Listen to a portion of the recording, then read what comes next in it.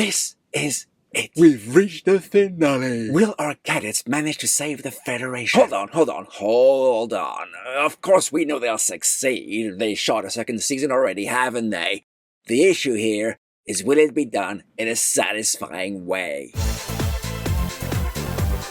So we start with Alicia, Caleb's mom, finally coming face to face with Aki. But there's no time for that, because Reno managed to contact Starfleet. So they get to discuss a plan of action. But there's no time for that, because the Venari Ral have found the Athena. So the skeleton crew of cadets must escape. But there's no time for that, because they're now being bombed. So Aki orders the cadets to hide. But there's no time for that.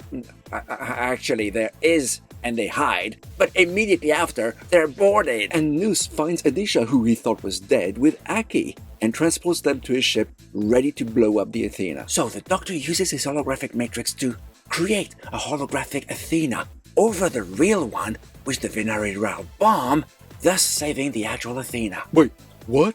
How does that even work? We don't know, but it does, and the Athena and the cadets are saved. But how? Holograms, diffraction, subterfuge. You're just putting random words together now. While so much was going on, I guess the writers were hoping no one would notice the inconsistencies. But the inconsistencies are legion, Commander. Like, what was Noose's plan when he mined the entire Federation frontier? To get Aki to face trial for the Federation's actions? Wrong! He had no idea Aki or the Athena would be there. Yet now, he's inviting all the leaders of other worlds to watch him make a trial of sorts, with Aki on the stand and Anisha as the judge? He didn't even know Anisha was alive until a few minutes ago, so this was like, what, a spur-of-the-moment backup plan? But he spent untold resources to create billions of minds, so what was his original plan? Was he just gonna bomb the Federation? That wouldn't have made the other planets join him, which he seems to want them to do. It doesn't make any sense. You want to know what doesn't make sense?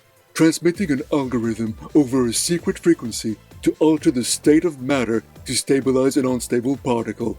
Are there even science advisors on this show? Actually, even assuming that this word salad means anything, once they've run the simulation, why does it take so long for Sam to recreate the algorithm again before transmission? Well, to create tension. Yeah, okay, I mean, an escalating number with time running out is an age-old way of creating tension for the audience.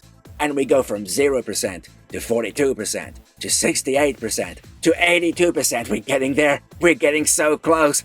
And then Sam reaches, well, either 83 or 93%, it's unclear from the graphic, just as Noose detonates the mines. Yet somehow that was enough.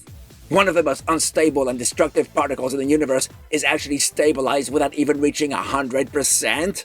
What?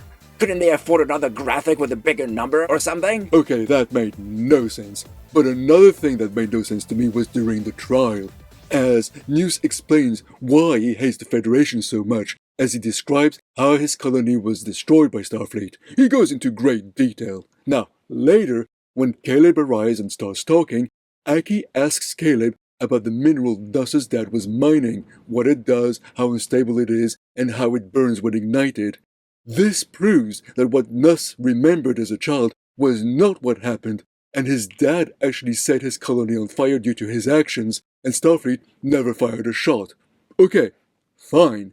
Except, Aki didn't know Caleb would be coming, so she could give him that chemistry pop quiz. So if she knew based on Nuss's description that the explosion wasn't caused by Starfleet weapons, why didn't she use that knowledge in her trial?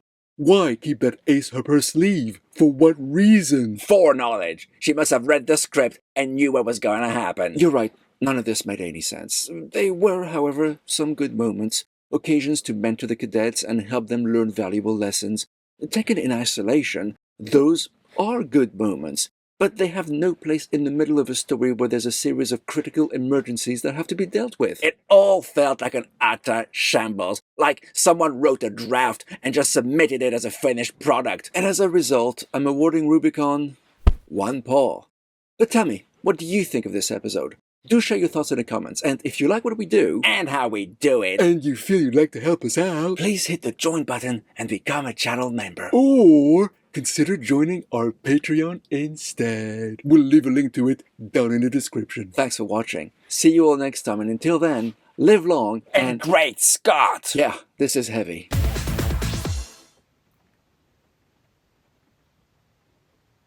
He spent untold resources to create billions of minds, so what was his original plan? Was he just going to bomb the Federation? Well, that wouldn't have made the other planets join him, so that...